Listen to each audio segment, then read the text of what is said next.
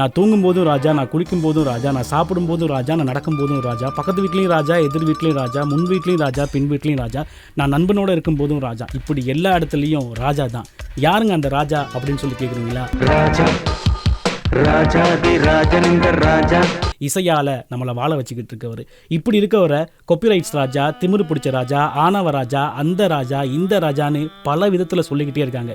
ஏன் சொல்கிறாங்க, எதுக்கு சொல்கிறாங்க தான் இந்த வீடியோவில் தெரிஞ்சுக்க போகிறோம். அவசரப்பட்டு கமெண்ட்டில் கழுவி ஊற்றாதீங்க. ஏன்னா அவரை பற்றி நிறைய விஷயங்கள் பேச போகிறோம். பேசின பிறகு நீங்கள் கமெண்ட்டில் உங்கள் கருத்துக்களை சொல்லுங்கள். மறக்காமல் சக்தி FM யூடியூப் சேனலை சப்ஸ்கிரைப் பண்ணுங்கள். அன்னக்கிளி அப்படிங்கிற ஒரு படம், அந்த படத்துல தான் நம்ம இசைஞானி முதலா அறிமுகமாகிறாரு. அதுக்கு என்னங்கிறப்ப கொஞ்சம் சும்மா இருக்கியா, மனப்பாடம் பண்ணி ஓட்டிக்கிட்டு இருக்கேன். பல கஷ்டங்களுக்கு பிறகு அந்த வாய்ப்பு அவருக்கு கிடைக்குது. இவ்வளவு காலம் அதை தக்க வச்சுக்க எவ்வளவு போராட்டங்களை, எவ்வளவு அவமானங்களை சந்திச்சிருப்பாரு அப்படிங்கிறது எனக்கும் புரியுது, உங்களுக்கும் புரியுது. அவரை பற்றி பேச உனக்கு என்ன தகுதி இருக்குது அப்படின்னு நீங்கள் கேட்குறது புரியுது. அவரோட இசையை பற்றி என்னால் எதுவுமே பேச முடியாது. உண்மையை சொல்லப்போனால் அந்த தகுதியே எனக்கு கிடையாது. ஆனால் இசைஞானி பல சரித்திரமான சம்பவங்களை செஞ்சுருக்காரு. அது என்னென்ன சம்பவங்கள் அப்படிங்கிறது தான் இந்த வீடியோவில் பார்க்க போகிறோம். பார்க்கலாமா? நீங்கள் ப்ளோயிங் மை ஓன் ட்ரம்பட்னு நினைக்கக்கூடாது. ப்ளோயிங் தான். தமிழ் சினிமாவில் இசைஞானி தாங்க. அவரை தவிர வேற ஒரு இசையமைப்பாளர் வரவே முடியாது அப்படின்னு இருந்த காலம் கொடி கட்டி பறந்துக்கு இருந்தார்.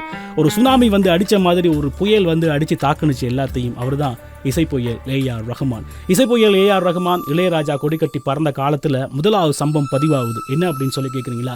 நம்ம இசைஞானி குறிப்பிட்ட ஆட்களுக்கு தான் படத்தில் பாட வாய்ப்பு தராரு, ஆனால் A.R. ரஹ்மான் நிறைய பேருக்கு வாய்ப்பு தராரு அப்படின்னு ஒரு சம்பவம் பதிவு செய்யுது. நான் தேடி பார்க்கும்போது ஒரு வகையில் அது உண்மையோ அப்படின்னு சொல்லி தோணுது. இசைஞானிகிட்ட பாடினவங்களாம் ஜானகி அம்மா, யேசுதாஸ், SPB, மனோ, சித்ரா இவ்வளோ தான் இருப்பாங்க. நீங்கள் வேணா தேடி பாருங்களேன். எனக்கு என்னமோ அது உண்மைதானோ அப்படின்னு தோணுது. ஆனால் நம்ம இசைப்புயல் நிறைய பாடகர்களில் அறிமுகப்படுத்தினார். நீங்கள் வேணா அதையும் போய் தேடி பாருங்களேன். சரி, அப்புறம் என்னாச்சு? நம்ம இளையராஜா எவ்வளோ பெரிய ஆளோ அதே மாதிரி நம்மளுடைய இசைப்புயலும் ஒரு பெரிய ஆளாக வளர்ந்து நின்றார். இந்த நேரத்தில் நம்ம இசைஞானி பேசாமல் இருக்கலாம்ல. அவர் என்ன சொன்னார்னா, நான் யூஸ் பண்ணுறதுலாம் ஒரிஜினல் இசைங்க, மற்றவங்களாம் அந்த கம்ப்யூட்டரை யூஸ் பண்ணி டெக்னாலஜி யூஸ் பண்ணி மியூசிக் பண்ணிக்கிட்டு இருக்காங்க, அவங்கெல்லாம் எங்கெங்க அப்படிங்கிற மாதிரி நம்ம இசைஞானி பேசியிருப்பார். ஏங்க இவ்வளோ ஆணவம் அப்படிங்கிற மாதிரி நமக்கு இருந்துச்சு. ஹலோ, அவர் பெரிய இசையமைப்பாளருங்க, அவர் என்ன வேணால் பேசலாம் அப்படின்னு சொல்லி அப்போ இருந்த இசைஞானி ரசிகர்கள் சொல்ல ஆரம்பித்தாங்க. ரஹ்மான் அமைதியாக தான் இருந்தார். சரிங்க, சக இசையமைப்பாளர், சக போட்டியாளர் அவரோட சண்டை போடுறாரு, நண்பனோட சண்டை போடலாமா? ஆமாம், அவரோட நண்பன் பாடும் நிலா. சில பேர் நம்மளை விட்டு போனால் ரொம்ப கவலைப்படுவோம். நம்மளுடைய நண்பன், காதலி, அம்மா, அப்பா அப்படின்னு யாரை வேணா சொல்லிட்டு போகலாம். அவங்களாம் நம்மளோட இருக்கணுங்க, அப்போ தான் வாழ்க்கை சந்தோஷமாக இருக்கும். அந்த மாதிரி தான் பாடும் நிலாவும் இருந்திருக்கலாம். இன்னும் நிறைய பாட்டு பாடியிருக்கலாம், நம்மளோட கூட நேரம் பயணிச்சிருக்கலாம் அப்படின்லாம் தோணும். அப்படி ஒரு ஆள் தான் SPB. நல்ல ஒரு மனிதர், சொல்லிக்கிட்டே போகலாம். ரொம்ப எளிமையானவர். அவரோடைய சண்டை போட்டவர் தான் நம்ம இசைஞானி. ஆமாம், நிறைய இடங்களில் SPB அவருடைய பாடல்களை பாடுவார். பாடி இதுக்கெல்லாம் காரணமே என்னோட நண்பன் இசைஞானி தான் அப்படின்னு புகழ்ந்து தள்ளுவார்.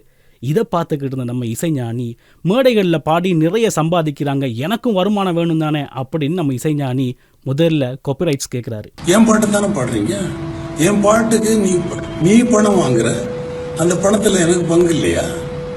பாட்டே என்னதுங்கிறப்ப பங்கு எப்படி இல்லாமல் போகும்? ஏங்க, நியாயமான விஷயம் தானே. அவர் பாட்டு அவர் கேட்குறாரு, அவருக்கும் கொடுக்கலாம் தானே அப்படின்னு. உண்மைதாங்க, நண்பன். அதை ஏங்க வெளியில் சொல்லிக்கணும்?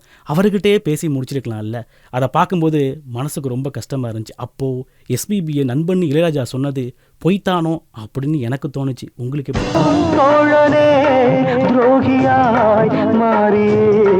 வஞ்சம் சீர்த்த ஒரு நண்பனின் கதை. எனக்கு என்னமோ ஒரு சின்ன டவுட்டு, நம்ம இசைஞானிக்கும் SPBக்கும் ஏற்கனவே வாய்க்கார் தகராறு இருக்குது அப்படின்னு சொல்லி நினைக்கிறேன். ஏன் அப்படின்னு சொல்லி கேட்குறீங்களா? SPBயை வெட்டுறதுக்காக தான் மனோவே வந்தார். என்னப்பா சொல்கிற, புரியலையா அப்படின்னு கேட்குறீங்களா? சில நேரம் நீங்கள் SPB பாட்டை கேட்கும்போது ஏதோ மனோ பாடின மாதிரி இருக்கும். மனோ பாடின பாட்டை கேட்கும்போது இது SPB தானே பாடியிருக்காரு அப்படின்னு தோணும். எனக்கு மட்டும்தான் தோணுதா அப்படின்னு சொல்லி தெரியல. முடிஞ்சால் நீங்களும் கேட்டு பாருங்கள். அதுக்கு ஒரு நல்ல உதாரணம் சின்ன தம்பி படம்.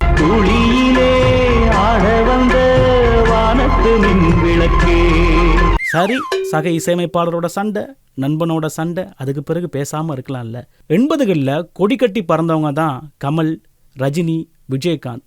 இவங்களுடைய படங்கள்லாம் செம்ம ஹிட்டுங்க. அதுக்கு முக்கியமான காரணமே இசைஞானியுடைய இசை தான். அது உண்மைதான், அதை நம்ம சொல்லலாம். அவரே நிறைய மேடைகளில் நான் தான் காரணம் இதுக்கெல்லாம் அப்படின்னு ரொம்ப புகழ்ந்து அவரை பற்றி பேசியிருப்பார். இதெல்லாம் பார்த்துக்கிட்டு இருந்த நம்ம ரஜினி கமலும் சரி பரவாயில்ல இருந்துட்டு போட்டோம் அப்படின்னு விட்டு பார்த்தாங்க. ஆனால் ஒரு டைமில் அப்படியே பொங்கி இருந்திருப்பாங்க. வள்ளி வந்து கார்த்திக் பண்ணாங்க, சாமி பண்ணல மியூசிக். சாமி வந்து கார்த்திக் நீங்க காட்டினதுனால தான் வயலின் நான் அந்த மாதிரி போட்டேன்னு நீங்க சொல்றீங்க மேடையில். எல்லாமே நீங்களே எடுத்துக்கிட்டா நாங்க ஏதாவது கொஞ்சம் வச்சுக்கலாம். இப்படி பல பேரோட சண்டை போட்டவர் இயக்குனர்களை விட்டா வச்சிருப்பாரு. அதை பற்றி செய்யணும்னா இன்னொரு வீடியோ செய்யணும். சரி இதெல்லாம் விடுங்க. நம்ம வைரமுத்து இருக்கார் இல்லையா, தெரியும் அவர் எந்த விஷயத்தில் ஃபேமஸ் அப்படின்னு சொல்லி. அவருக்கும் ஒரு சம்பவம் பண்ணியிருக்காரு. ஒரு மேடையில் நீங்கள் எல்லாம் பெரிய எழுத்தாளர் நினச்சிக்காதீங்க, அதை விட முதன்மையான எழுத்தாளர் அப்படின்னா எப்போவுமே கண்ணதாசன் தான் அப்படின்னு சொல்லிட்டு போயிருப்பார். என்ன கோவத்தில் இருந்தார்னு தெரில இசைஞானி. இதை பார்த்துக்கிட்டு இருந்த வைரமுத்து என்ன பண்ணுவார்னா, திரும்பவும் வந்து நீங்கள்லாம் பெரிய முதற்தர இசையமைப்பாளர்னு நினச்சிக்காதீங்க, என்றைக்குமே எம்எஸ்வி தான் நம்பர் 1 இசையமைப்பாளர் அப்படின்னு அவர் சொல்லிட்டு போயிருப்பார். இசைஞானி வைரமுத்து அவங்களோட சண்டை காலமாக தொடர்ந்துக்கிட்டே இருக்கு. ஏன் எதுக்குன்னு எனக்கு தெரியல.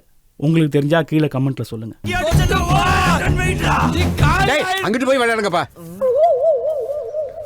ஒரு மேடை இசை நிகழ்ச்சி, அதில் மனோ பாட நம்ம இசைஞானி இசையமைக்க அப்படியே கலகலன்னு எல்லாருமே ரசிச்சுக்கிட்டு இருப்பாங்க. அந்த நேரம் மனோவுக்கு தண்ணி தாகணும்னு சொல்ல அங்கே வேலை செஞ்சுக்கிட்டு இருந்த செக்யூரிட்டி தண்ணி கொடுக்க வருவார். இதை பார்த்து இசைஞானி என்ன சொல்கிறான்னு கேளுங்களேன். தாகமாக இருக்குன்னு சொன்னாங்க,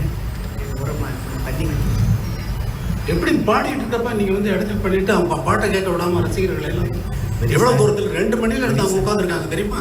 எனக்கு எவ்வளவு வருத்தமா இருக்கு. ஏங்க நான் தண்ணி கொடுக்க வந்தவேங்க அப்படின்னு கைகாலில் விழுந்து தப்பிச்சு போயிருப்பார் அவர். பாவங்க அவர். பாடகி ஸ்ரேயா கோஷல் நிறைய பேருக்கு ரொம்ப பிடித்த பாடகி. அவங்க வேறு மொழி, ஆனால் தமிழ் மொழியில் ரொம்ப அழகாக பாடுவாங்க. ஒரு மேடையில் இசைஞானி என்னம்மா பாட்டு பாடுற அப்படின்னு கலாயின்னு கலாய்ச்சிருப்பார். அந்த பொண்ணு வந்து பார்த்தீங்களா கரெக்டாக 2 வாட்டி தப்பு பாடுச்சு. மறுபக்கம் நம்ம பீப் சாங் நம்ம சிம்பு எழுதி வெளியானுச்சு இல்லையா, அந்த பாட்டை பற்றி நீங்கள் என்ன நினைக்கிறீங்க அப்படின்னு கேட்டப்போ அவர் பேசாமல் ஒன்றுமே சொல்லாமல் போயிருக்கலாம். ஏன் இதை பற்றி என்கிட்ட கேட்குறேன், நான் ஒரு லெஜண்ட் அப்படின்ட்டு அவர் போயிருக்கலாம். ஆனால் அவருக்கு அவர் என்ன கேட்டிருப்பார் தெரியுமா? உனக்கு ஏதாவது இருக்கா? அந்த பிரச்சனைக்காக அங்கே வந்திருக்கோம், உனக்கு அறிவு இருக்கா? அடுத்த ஒரு மேடையில் நம்ம பார்த்திபன் கிட்டாரை தூக்கிட்டு வருவார். இசைனா உனக்கு என்னன்னு தெரியுமா அப்படின்னு அவரையும் அவமானப்படுத்தியிருப்பார். இவ்வளோ விஷயம் இருக்கியா மியூசிக்கில்? உனக்கு தெரியாது, உனக்கு மியூசிக் தெரியுமா? அப்புறம் ஏன் கிட்டாரை கொண்டு வந்து என் கையில் கொடுக்குறேன்? இப்படி பல பேரை அவமானப்படுத்திக்கிட்டே இருக்காரு நம்ம இசைஞானி. இதெல்லாம் வச்சு பார்க்கும்போது அவர் ரொம்ப ஈகோ பிடிச்ச ஆளுங்க, ஆணவ பிடிச்ச ஆளுங்க இப்படின்னு பல பேர் சொல்லிட்டே இருக்காங்க. இப்போவும் சொல்கிறேன், இசைஞானியை இசையை பற்றி பேச கொஞ்சம் கூட எனக்கு தகுதி கிடையாது. நானும் ஒரு ரசிகனா இன்னி வரைக்கும் அவர் இசையை ரசிச்சுக்கிட்டே தான் இருக்கேன். நீங்களும் ரசிச்சுக்கிட்டே இருக்கீங்க அப்படின்னு சொல்லி நினைக்கிறேன்.